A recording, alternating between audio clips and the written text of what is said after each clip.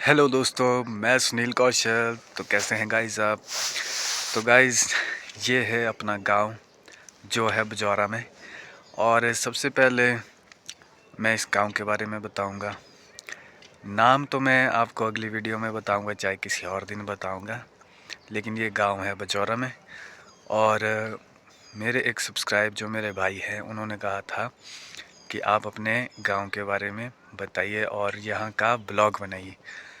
तो दोस्तों, ये देखिए, ये है अपना गांव और ये है हमारा घर जो अभी बनने को तैयार, मतलब बन रहा है। इसमें थोड़ा काम अभी बाकी है।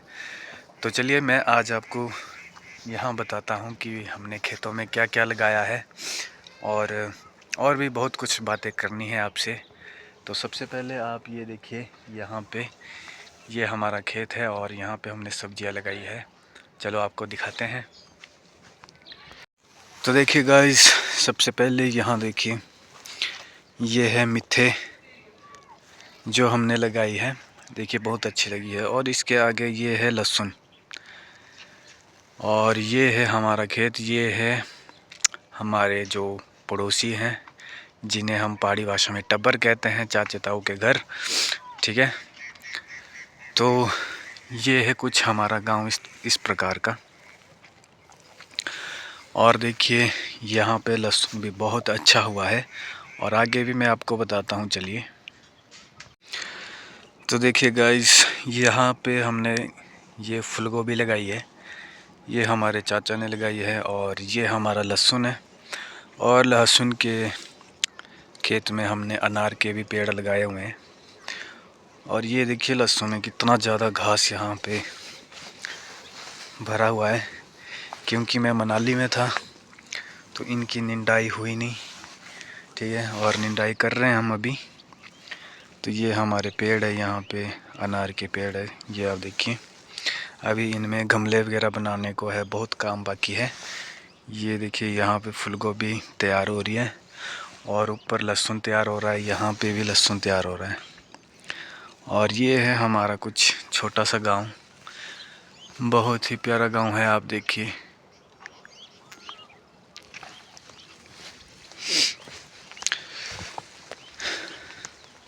ये देखिए लहसुन कितना प्यारा हुआ है यहाँ पे। आजकल यहाँ पे पाला पड़ रहा है।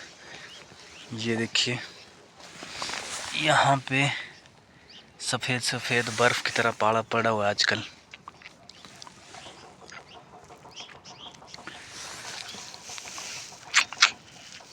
तो देखो गाइस, यहाँ पे हम सब्जियाँ लगा रहे हैं और यहाँ सभी के पास ज़मीनें काफ़ी हैं।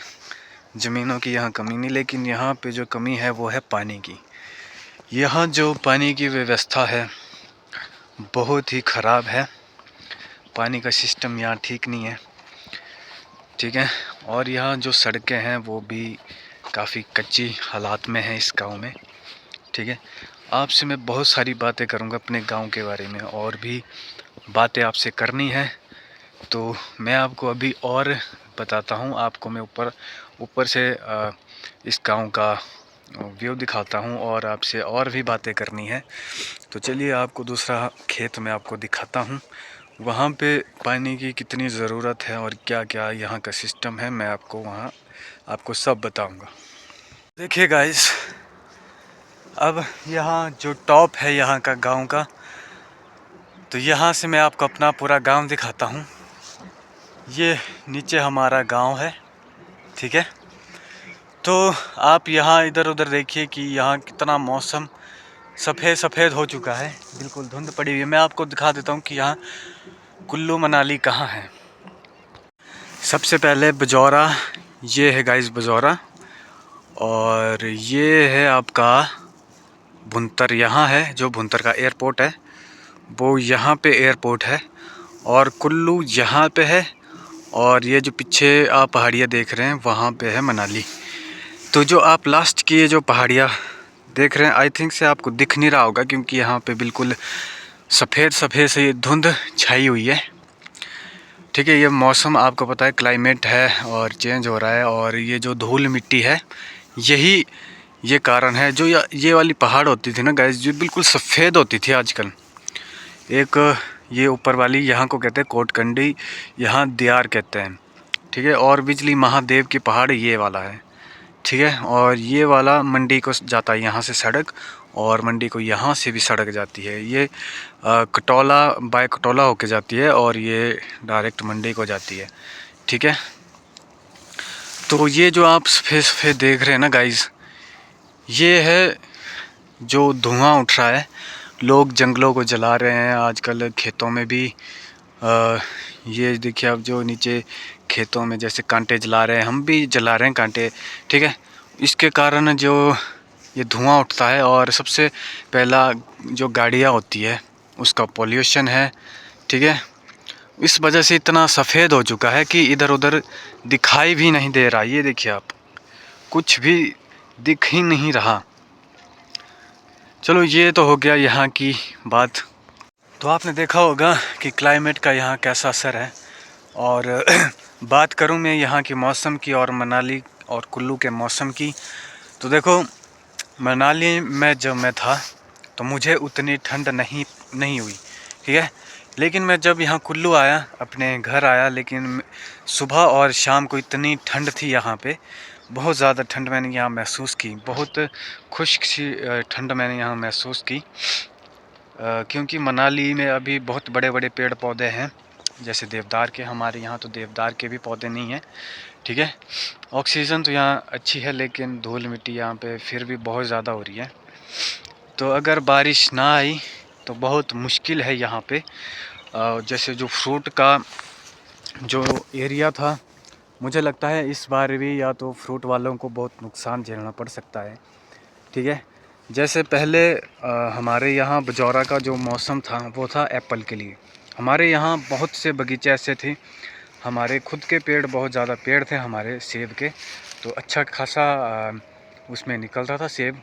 लेकिन फिर यहाँ क्लाइमेट ऐसा चेंज हुआ कि हमें सेब के पेड़ काटने पड़े। हमारे पास कम से कम ज़्यादा से ज़्यादा सिर्फ 1-2 पेड़ एप्पल के होंगे अब, जिसमें फ्रूट सिर्फ हमने खाने के लिए रखे हैं, उनमें भी कुछ खास नहीं लगते, ठीक है। अब यहाँ का मौसम अनार के लिए हो चुका है। सेब तो ख़त्म हो चुका है, हमारे यहाँ होता ही नहीं है, ठीक है। और अनार है, और जिस तरह का क्लाइमेट अब हो रहा है तो अनार का भी मुश्किल है। तो मैं सभी से ये अपील करता हूँ कि आप जंगलों को सबसे पहले मत जलाओ। ये जो जनरेशन है आजकल की, भले ही आपको अभी ये बातें बेकार लग रही हो मेरी, लेकिन कुछ सालों बाद आप यहाँ पे बर्फ़ और बारिश को भूल जाएंगे, तब आपको मेरी बात याद आएगी कि मैंने ये बात क्यों कही थी। पेड़ बचाने के लिए जंगलों को मत जलाओ, ठीक है। आजकल की जो जनरेशन है, मैं बस यही कहूँगा कि अभी वक्त रहते सुधर जाओ। इस चीज़ के लिए कोई कदम उठाओ, प्रकृति बचाने के लिए पेड़ पौधे और जंगलों को बचाओ टाइम से, या तो आप आने वाले समय में ना ही यहाँ पे बर्फ़ देख पाओगे और बारिश भी नहीं देख पाओगे। आपको पैसे खर्च करने पड़ेंगे ये सब चीज़ें देखने के लिए, ठीक है। तो और देखो, अगर मैं अपने गांव की बात करूं, हमारे जो गांव के इधर उधर जो भी गांव है, मेरे गांव के आगे पीछे जितने भी गांव है, इनमें ना पानी की कमी है और ना ही सड़कों की कमी है। जो पानी और सड़क की कमी है वो है हमारे ही गांव में। पता क्यों? हर जगह ऐसे शकुनी लोग होते हैं जिनका अपना आप सर रहा होता है, मतलब कि चल रही होती है अपनी चाल, खाना पीना एंजॉय कर रहे होते हैं, लेकिन वो दूसरों को कभी तरक्की पे नहीं देख सकते, दूसरों की खुशी नहीं देख सकते। तो हमारे इस गांव में भी कुछ ऐसे लोग हैं जो हमारे ही गांव में कभी तरक्की नहीं देखना चाहते, ठीक है। ना ही वो हमारे गांव में पानी देखना चाहते हैं। सरकार की भी यहाँ कोई कमी नहीं है, सरकार भी पूरी सपोर्ट करती है हमारे गांव में। पानी के लिए यहाँ पे पूरी व्यवस्था सरकार ने की हुई है, लेकिन गांव में कुछ ऐसे लोग हैं जो हर जगह अड़चन डाल रहे हैं उस पानी के लिए, सड़कों के लिए। जब हम बोलते हैं तो हमारी वहाँ कोई सुनता ही नहीं। जो सही इंसान है उसको तो बेवकूफ़ समझ के साइड कर दिया जाता है, और बेवकूफ़ों का यहाँ पे राज होता है, क्योंकि उनके पास थोड़ा बहुत पैसा है, ज़्यादा नहीं। यानी कि इस गांव के जो ऐसे शकुनी लोग हैं ना, वो है, देखो हम तो खेतीबाड़ी करने वाले लोग हैं, ठीक है। इस गांव में 100 में से 90% यहाँ पे खेतीबाड़ी करने वाले ही मिलेंगे। जो कुछ परसेंट लोग हैं ना, वो यहाँ पे खेतीबाड़ी नहीं करते, और वही लोग चाहते हैं इस गांव में कभी पानी ना आए और इस गांव में कभी सड़क ना आए, ठीक है। हमारे इस गांव में सड़क अच्छी है, लेकिन उठते ही नहीं है। जब हम उस चीज़ को लेकर आगे जाते हैं कि हमारे गांव में यहाँ से पक्की सड़कें होनी चाहिए, तो वहाँ पे उन लोगों का मजाक बनाया जाता है कि ये क्या है, ऐसा है वैसा करके साइड कर देते हैं, ठीक है। और पानी की जब भी मैं बात करता हूँ, तो जब भी इस गांव में पानी की व्यवस्था के लिए कुछ स्कीमें आती हैं, तो वो लोग वहाँ पे अपनी हर जगह टांग अड़ाते हैं, लड़ाई झगड़ा या कुछ ऐसी बातें करेंगे कि ताकि इस गांव में पानी कभी ना आए, और जो सरकारी लोग हैं वो यहाँ से नाराज़ होकर चले जाते हैं। काफ़ी बार हुआ है दोस्तों कि जो सरकारी लोग हैं यहाँ से दुखी होकर चले गए हैं। वो इस गांव में कभी आना ही नहीं चाहते उन लोगों के कारण, इतनी ज़्यादा वो है। और अभी मैं आपको अपना खेत दिखा देता हूँ नीचे, कि हमारे खेतों में कितनी ज़्यादा ज़रूरत है पानी की, ठीक है। हमारे पेड़ सूख रहे हैं, हमारे को इतनी ज़रूरत है पानी की, और यहाँ पे जो लोग होते हैं ना, ऐसे लोग पानी की पाइपें ही तोड़ के रख देते हैं। गांव में यही प्रॉब्लम होती है, ठीक है। हर जगह एक न एक इंसान ऐसा होता है जो कहीं ना कहीं किसी न किसी चीज़ को बर्बाद करने में लगा होता है, ठीक है। अब ऐसे इंसानों को क्या बोलूं, क्या किया जाए, आप खुद ये बताओ, खुद ही समझो, ठीक है। क्योंकि वो जो लोग हैं वो जॉब करते हैं, वो अपना रोज़ी रोटी कमा रहे हैं, लेकिन जो किसान लोग हैं, जो दूसरे लोग हैं, ठीक है, तो वो कैसे कैसे क्या कर रहे हैं, उन्हें इस चीज़ की कोई फ़िक्र नहीं पड़ी होती है। अब अगर मैं बात करूं, ठीक है, मैं मनाली में होता हूं, कहाँ होता हूं, कैसे कैसे हम दिन काट रहे हैं ये हम जानते हैं। वो लोग क्या करते हैं कि सुबह जॉब को चले जाएंगे, शाम को घर आते हैं, फिर उनका एटीट्यूड हाई लेवल पे होता है, ठीक है। मैं कहता हूं कि उन्हें 1 महीने के लिए बाहर जाना चाहिए काम करने, बाहर का खाना खाओ, बाहर रहो, फिर उन्हें पता चल जाएगा कि जो एटीट्यूड उनका है, वो एटीट्यूड 2 मिनट में लोग निकाल देंगे। बाहर किस तरीके से रहना पड़ता है, क्या होता है, ये उन्हें खुद मालूम चलेगा। गांव में रहकर वो लोग ऐसी ऐसी हरकतें करते हैं, आप सोच भी नहीं सकते। हमारा गांव सबसे बेस्ट है, लेकिन कुछ लोग यहाँ पे बहुत ज़्यादा गंदगी डाले हुए हैं। अब बात करता हूँ मैं, जैसे जो हमारे एक बहन थी जिसका नाम पल्लवी है, आपने सबने देखी होगी न्यूज़ कि उनके साथ गलत हुआ, छेड़खानी हुई थी, क्या हुआ था, ठीक है। ये बहुत ही शर्मनाक बात है। और बात ऐसी होती है कि अगर आप किसी चीज़ को सहते रहते हो ना, तो सामने वाला इंसान हमेशा उससे और डबल ज़्यादा गलत हरकत करने की कोशिश करता है। तो मैं आपको ये कहता हूँ कि कोई भी बात हो उसे सहो मत, ठीक है। हर इंसान के आजकल पास मोबाइल है, हर इंसान के पास आजकल सबूत रखने की वो है, तो आप सोशल मीडिया में डालो, कहीं भी कुछ भी करो, पूरा सबूत रखो अपने पास, और किसी को भी अपने सिर के ऊपर चढ़ने मत दो, वरना जितना आप उसको सर पे चढ़ने दोगे वो आपके साथ उतना ज़्यादा गलत करेगा, फिर आप डिप्रेशन में जाओगे, आप किसी के पास बता नहीं पाओगे। इसलिए जैसे ही कोई गलत करता है उसके ऊपर उसी टाइम डिसीजन लो, वो चाहे कितना भी बड़ा हो, आपको फ़र्क नहीं पड़ना चाहिए, कोई भी हो। मैंने ये खुद पे बात ट्राई करके देखी है कि मैंने जिन लोगों को पहले कुछ नहीं बोला, वो सर पे दिन ब दिन चढ़ते जाते हैं। इसलिए मैं अभी आपसे कहूँगा, जितने भी लोग हैं, आप किसी भी बेईमान इंसान को अपने सर पे चढ़ने मत दो, ठीक है। हमारे जैसे लड़कियों के लिए कानून होने चाहिए, औरतों के लिए जैसे कानून होने चाहिए, सबके लिए होने चाहिए, वैसे ही जो मर्द के लिए भी एक ऐसा कानून होना चाहिए कि औरतें भी कुछ ऐसी होती हैं जो मर्द को बेकार में फंसा देती है या फिर फंसाने के चक्कर में रहती है। औरतें भी ऐसी षड्यंत्र गंदे दिमाग वाली होती है, समझ रहे हैं आप। हमारे गांव में ऐसी भी औरतें हैं, मैं आपको बता रहा हूं, कि जो दूसरों के मर्दों बच्चों के साथ लड़ने के लिए हमेशा तैयार रहती है। ठीक है, बहुत से लोगों के साथ हमारे यहाँ हो चुका है। हमारे गांव में एक ऐसी भी लेडीज़ है जो लड़ाई करने के लिए, लड़ाई झगड़ा करने के लिए हमेशा तैयार रहती है। दूसरों के बच्चों के रास्ता रोकती है, बीच में आती है, ठीक है, और लड़ाई झगड़ा करने के लिए हमेशा तैयार रहती है वो लेडीज़। ठीक है, ऐसी लेडीज़ जब आगे जाएगी वो तो अपना वुमेन कार्ड खेल लेगी कि जी देखो ऐसा है, वैसा है, ऐसा हो गया। फिर जो सामने वाले लोग हैं ना, वो क्या करे फिर? अगर एक सही इंसान हो, उसे कुछ हो गया, फिर हर चीज़ के लिए कानून व्यवस्था होनी चाहिए। मैं कहता हूँ कि ऐसे लोगों को एक्सपोज करना चाहिए। ठीक है, ऐसे लोगों के खिलाफ वो होनी चाहिए। जो भी इंसान दूसरों को प्रताड़ित करता है, चाहे वो औरत हो या मर्द हो, कोई भी हो, देखो अगर आप किसी को छेड़ रहे हो ना, अगर सामने वाला उससे दुखी हो रहा है, परेशान हो रहा है, तो आपको उससे दूर होना चाहिए, चाहे वो आपका मित्र हो, चाहे कोई भी हो। ठीक है, किसी को इस तरह से वो नहीं करना चाहिए कि वो मेंटली टॉर्चर हो और वो कुछ गलत कदम उठाए।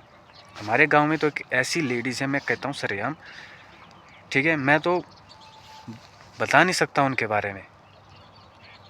बहुत ही बुरी सोच की है वो लेडीज़, जो कि हर वक्त लड़ाई के मूड में रहती है। हम तो किसान हैं, सब यहाँ पे सीधे साधे शरीफ लोग हैं हमारे गांव में, लेकिन वो लेडीज़ ऐसी है कि सभी के बच्चों के साथ लड़ाई झगड़ा करने के लिए तैयार रहती है, खुद को मर्द से भी ऊपर समझती है। और मैं उनके मर्दों को भी ये कहना चाहूँगा कि जितना आपने अपनी लेडीज़ को लड़ाई झगड़ा करने के लिए आगे रखा होता है ना, घर बैठ के फालतू बैठेंगे तो ऐसे ही काम निकलेंगे। उससे अच्छा उन औरतों को, उन ऐसे लोगों को काम करने भेजा करो। खेत इतने बड़े बड़े हैं, खेतों में भेजो काम करने के लिए, या कहीं और भेजो, अच्छा रहेगा, आपके लिए तरक्की होगी। आप बाहर जाओ घूमने, बाहर देखो दुनिया कैसी चल रही है, क्या हो रहा है दुनिया में। इन चीज़ों में कुछ नहीं रखा हुआ है। एक छोटी सी लाइफ होती है, इस लाइफ में सबको जीने का हक होता है, किसी को आप परेशान नहीं कर सकते, समझ रहे आप।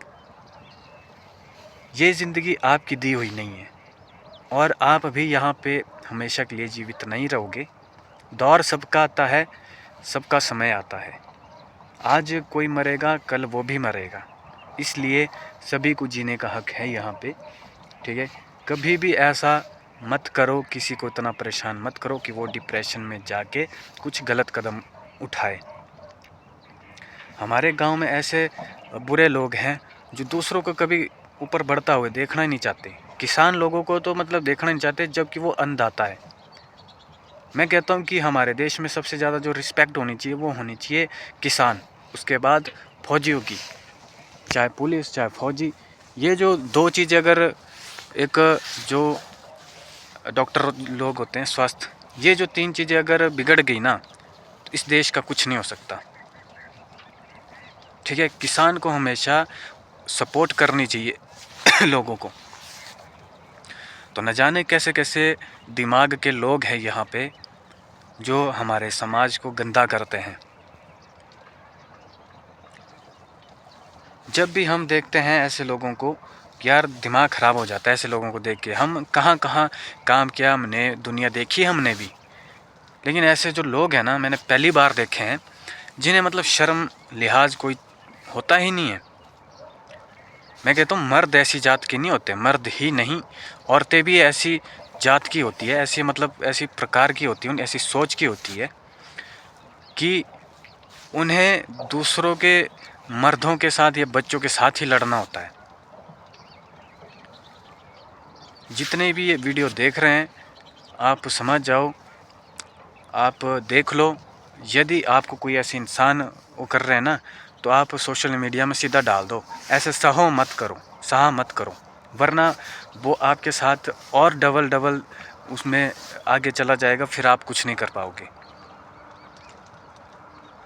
मैं तो अब सहता नहीं, मैं बोलता हूँ सीधी बात, मैं नहीं सहता। जो बात सही है वो सही है, जो गलत है वो गलत है। किसी को नाराज़ होना है वो होता रहे, मुझे कोई फ़र्क नहीं पड़ता, क्योंकि ये ज़िंदगी किसी की गुलाम नहीं है। ठीक है, आप भी समझ जाओ दोस्तों। और बात रही, चलो ये बातें तो आप समझ सकते हैं, बस मुझे आपको थोड़ा सा जागरूक करना था कि देखो ऐसा ऐसा भी हो रहा है, और ऐसा अगर हो रहा है तो आपको क्या करना चाहिए, सबूत रखो और एक्सपोज करो। गलतियां होती है, अगर गलतियां हो रही है, माफ़ी मांग रहे हैं तो माफ़ी करो। अगर बार बार हो रही है, बार बार वो कर रही है, तो वो गलती नहीं, वो जानबूझ के गलतियां कर रहे हैं। फिर एक होती है गलती जिसकी माफ़ी होती है, और एक होता है जानबूझकर षड्यंत्र, उसकी माफ़ी नहीं होती दोस्तों। ठीक है, समझ रहे हैं ना आप? तो ये बातें तो होगी, और मैं आपको आगे दिखा देता हूँ कि यहाँ पे हमें पानी की कितनी ज़रूरत है। बहुत ज़्यादा इस गांव में पानी की ज़रूरत है। ठीक है, अगर मेरे पास इतना पैसा होता, मैं खुद का पानी, मैं सच बोलता हूँ, मैं बहुत बड़े दिल वाला हूँ।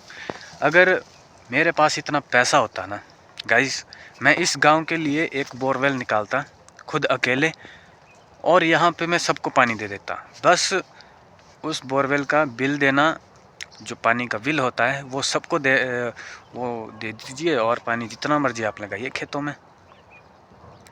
ठीक है, मैं तो खुद ये यहाँ के लिए सोचता हूँ, लेकिन जब भी ऐसे मैं सोचता हूँ ना, ऐसी अच्छी चीज़ें करने के लिए, तो कुछ लोगों को वो बहुत ज़्यादा मिर्ची लगती है।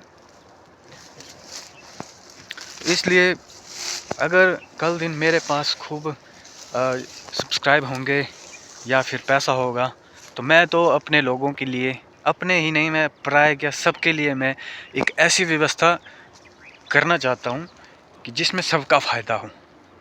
मैं अपने पराये देख के ये बात नहीं करता हूँ कि ये मेरा अपना है, ये पराया है, मैं इसके लिए नहीं करूँगा। मैं सबके लिए ये बात कहना चाहूँगा कि अगर मेरे पास इतनी व्यवस्था होती, तो मैं यहाँ पानी की ज़रूर व्यवस्था करता, सबको देता, चाहे वो मेरा अपना हो या चाहे मेरा पराया हो। ठीक है, मैं सभी के लिए ये व्यवस्था करता। ठीक है, तो चलिए मैं आज अभी आपको बताऊंगा कि मैंने यहाँ पे बगीचा तैयार किया हुआ है, वहाँ पे पानी की कितनी ज़रूरत है। चलिए आपको मैं दिखा देता हूँ। तो देखिए गाइस, ये है हमारा जापानी का पेड़, जो तीसरी साल का है। इसमें बहुत ज़्यादा फ्रूट होते हैं, और आप नीचे ज़मीन देखिए कितनी ज़्यादा सूखी पड़ी हुई है। ठीक है, यहाँ से देखिए आप, ये हमारा अनार का पेड़ है। यहाँ पे अनार, जो सिंदूरी अनार जिसे सीडलेस कहते हैं, वो अनार यहाँ पे लगा हुआ है। और ये हमारा पाजा का पेड़ है। इसके ऊपर जो ग्राफ्टिंग होती है वो होती है चेरी की। चेरी इसके ऊपर होती है, अगर इसके ऊपर ग्राफ्ट कर दिया जाए, हमने लगाई भी हुई है वहाँ पे।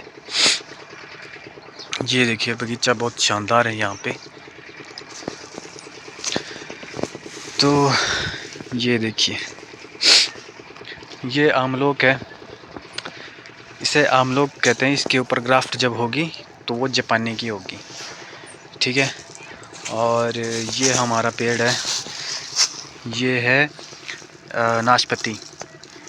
जो शेगल होता है एक पेड़, उसके ऊपर नाशपाती की ग्राफ्ट होती है। और ये है पाजा, पाजा के ऊपर लगती है ग्राफ्ट, ये चेरी। इसके ऊपर हमने ये चेरी तैयार की हुई है। देखो, इसकी जड़ों में जो निकले हुए थे, हमने इसके ऊपर चेरी का ये ग्राफ्ट किया हुआ है। ठीक है, तो गाइस ये है पाजा। इसके ऊपर हम अभी कुछ समय बाद 10-15 दिनों बाद इसके ऊपर भी हम ग्राफ्ट करेंगे चेरी की। यहाँ से बहुत ज़्यादा सूखा पड़ा हुआ है गाइस। ये देखिए, हमने यहाँ से पाइप वगैरह लगा के रखी हुई थी। हम पानी जैसे ही लगाने वाले थे, लोगों ने पाइप ही पीछे से तोड़ दी। यहाँ हमने गोभी लगाई हुई थी गाइस। तो जब हमारी यहाँ गोभी निकलने वाली थी, बस तैयार होने वाली थी, तब को मैं बोल क्या रहा हूँ, लोग यहाँ के बहुत बदमाश हैं। लोगों ने पीछे से पाइप ही तोड़ दी, पानी की जो होती है ना लगाने की। ये देखिए, ये हमारा बगीचा है, यहाँ तक आगे तक सारा ही है। ऊपर अभी यहाँ से घास काटने के लिए बचा है, बहुत काम करने को है अभी। ये देखिए गाइस, अब हम आजकल इसके पेड़ पौधे का जो गमले होते हैं वो बनाने वाले थे, ठीक है। लेकिन इनको सबसे पहले क्या लगाना होगा, पानी। हमने देखो पाइप वगैरह यहाँ लगा के रखी हुई है। अब सोच रहे हैं कि पानी का जुगाड़ करें तो करें कहाँ से गाइस। तो देखा गाइस, यहाँ पे मैंने सब्जियाँ लगाई हुई थी, अभी भी आप पीछे देख रहे हैं मूली। मैंने यहाँ पे कम से कम 10,000 का खर्चा कर दिया था, सब्जियाँ लगाई थी, बहुत कुछ किया था, ठीक है। और फिर बात ऐसी थी कि मतलब जब निकालने की बारी आई तो यहाँ पे लोगों ने बहुत छेड़खानी की, शरारतें की, और इसी वजह से हम बाहर रहते हैं, बाहर काम करते हैं, ठीक है। कभी मनाली होते हैं, कभी कहाँ होते हैं। या तो हमारे पास कमी किस चीज़ की है, हमारे पास यहाँ पे किसी भी चीज़ की कमी नहीं है। यहाँ का जो युवा है वो बाहर जाने के लिए वो नहीं है कि वो बाहर जाए और दर दर की ठोकरें खाने में लगे। ऐसा यहाँ पे हमारे जो युवा है वो कुछ भी नहीं है, मतलब इतनी वो नहीं है हमें। लेकिन यहाँ के जो लोग हैं वो ऐसे मतलबी लोग हैं कि मतलब अब क्या कहें, बहुत ही शरारती तत्व है यहाँ पे, ठीक है। खुद का तो निकल रहा है लेकिन दूसरों को कभी आगे निकलने की वो नहीं करते, ठीक है। वरना हम ऐसे ही थोड़ी ना बाहर धक्के खा रहे होते हैं, ठीक है। मैंने तो कई ऐसे ऐसे लोगों को देखा, बड़े बड़े घरों के लोगों को देखा है धक्के खाते हुए, ऐसे ऐसे लोगों की सुनते हुए देखा है, ठीक है। हमारे पास तो सब कुछ है, ठीक है, बल्कि हम ऐसे इंसान हैं कि 10 लोगों को और रोज़गार दे सकते हैं, ठीक है। इतना भगवान ने दिया हुआ है। लेकिन गाइस यहाँ के जो लोग हैं ना, वो ना खुद का पूरा होने का वो करते हैं, ना दूसरों को कभी कर रहे हैं। मैं खुद कहता हूँ अगर यहाँ पे पानी की अच्छी व्यवस्था, अगर मेरे पास इतना वो होता तो मैं पानी की वो करता, मैं 10 लोगों को रोज़गार देता और वो अपने जीवन के खुद के मालिक होते, वो दर दर की ठोकरें नहीं खा रहे होते, ठीक है। इंसान ऐसा ही होना चाहिए, बड़े दिल का। पैसा सब कमाते हैं, रोज़ी रोटी सब कमाते हैं, कोई भूखा नहीं मरता, लेकिन इंसान की एक ऐसी वो छाप होती है। कहते हैं कि कर्म एक ना एक दिन वापस ज़रूर आता है। ऐसे लोगों का आई थिंक से मुझे लगता है कर्म का कोई अंदाज़ा नहीं होता। हमने देखा है कि जब कर्मों की मार पड़ती है तो कहते हैं ऊपर वाले की जब लाठी पड़ती है तो उसमें आवाज़ नहीं होती, और ये बात सच है। मैं इस प्रकृति को भगवान मानता हूँ, मैं इस प्रकृति की पूजा करता हूँ, ठीक है। और ऐसे व्यक्ति आज भले ही इस प्रकृति को इतनी चोट पहुँचा रहे हो, ठीक है, और कल दिन उन्हें यही प्रकृति बता देगी कि तुम कीड़े मकोड़े के बराबर, मतलब भांति और कुछ नहीं।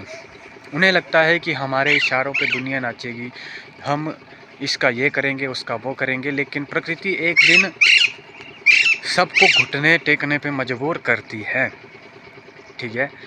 इसलिए यहाँ पे कोई अमर नहीं। आपका अगर अच्छे से सर रहा है, आपको अच्छा खाना मिल रहा है, आपको अच्छी नींद मिल रही है, आपका बिस्तर अच्छा है, तो दूसरों का नींद हराम मत कीजिए, ठीक है। सबको जीने का हक दो, सबको बराबरी में रखो, कोई भी ऐसी गलत भावना से दूसरों को मत देखो, ठीक है। आप ज़िंदगी में एंजॉय करो यार, कितनी लाइफ है, आपने क्या एंजॉय करना, खाना पीना एंजॉय करो, गर्लफ्रेंड बॉयफ्रेंड रखो, कुछ भी करो, 1000 बॉयफ्रेंड रखो, चाहे 1000 गर्लफ्रेंड रखो, हमें इससे कोई मतलब नहीं, ठीक है। मतलब इस बात से है कि दूसरों की रोजी रोटी पे बुरी नज़र मत रखो, समझ रहे आप। और मुझे कुछ नहीं कहना है। ये देखिए अभी यहाँ पे पानी की बहुत सख्त ज़रूरत है, हम क्या करें, ठीक है। और मैं आपसे यही कहूँगा कि आप भी किसी के साथ ऐसा व्यवहार ना करें और ऐसी हरकत ना करें जैसे हमारे गांव में हो रही है, ठीक है। और अगर आप सपोर्ट करना चाहते हो गाइस, ठीक है, तो इस वीडियो को लाइक किया करो, ठीक है, वीडियो को पूरा देखा करो। आई थिंक से मुझे लगता है कि तब अगर मैं लाइफ में कामयाब हो गया ना दोस्तों, तो मैं सबको रोज़गार दूंगा अपने गांव में। मतलब मैं देने वाला कोई नहीं होता, लेकिन मैं एक ऐसी चीज़ रखूंगा, पानी की मैं तो कमी कभी नहीं होने दूंगा यहाँ पे, ठीक है। मैं अपने लिए जो पानी यूज़ करूंगा वही गांव वालों को भी दूंगा, जिसको चाहिए वो ले जाओ। हाँ, उसका वो बिल तो देना पड़ता है ना गाइस, ठीक है। अगर आप सपोर्ट करना चाहते हो गाइस, तो आप वीडियो को लाइक करो, शेयर करो, ठीक है, चैनल को सब्सक्राइब करो। मैं और भी अच्छी वीडियो बनाता रहूँगा अपने गांव के बारे में, ठीक है। फ़िलहाल मैं आजकल घर में हूँ, तो मुझे यहाँ पे संभालना पड़ रहा है। देखा होगा अपने घर में लहसुन है, निंदाई करने को है, बहुत ज़्यादा निंदाई करने को है, अभी गमले बनाने को है, पानी देने को है, बहुत चीज़ें हैं यहाँ पे ऐसी। उसके बाद हम देखते हैं मनाली जाएंगे या फिर और काम करेंगे। बस आपसे जुड़े रहेंगे और आप भी हमसे जुड़े रहना, क्योंकि आजकल वीडियो थोड़ी कम आ रही है, क्योंकि आप देख सकते हैं अभी कितना काम बाकी है। मुझे बहुत सारे ऐसे काम करने हैं, ठीक है। अभी तो आप जानते हैं कि मैं अकेला ही काम कर रहा हूँ, ठीक है। आप सपोर्ट करो यार। जब आप सपोर्ट करते हैं, कमेंट करते हैं, तो मुझे थोड़ी सी इच्छा होती है कि मैं और आपसे जुड़ा रहूं और आपसे बातचीत करूं। तो मिलते हैं आपसे नेक्स्ट वीडियो में, ठीक है। और वीडियो में कमेंट करने के लिए आपका धन्यवाद, ठीक है। और जो वीडियो में सबसे बढ़िया कमेंट करता है वो है हमारे नवीन भाई, ठीक है। तो मैं नवीन भाई को थैंक यू कहूँगा। और जितने भी मेरे सारे हिमाचल से वीडियो देखते हैं, कहीं से भी, ठीक है, खासकर बिलासपुर से, तो सभी भाइयों का थैंक यू। और ऐसे ही आप सपोर्ट करते रहिए। मिलते हैं नेक्स्ट वीडियो में, तब तक के लिए ta-ta bye bye, take care and Ram Ram.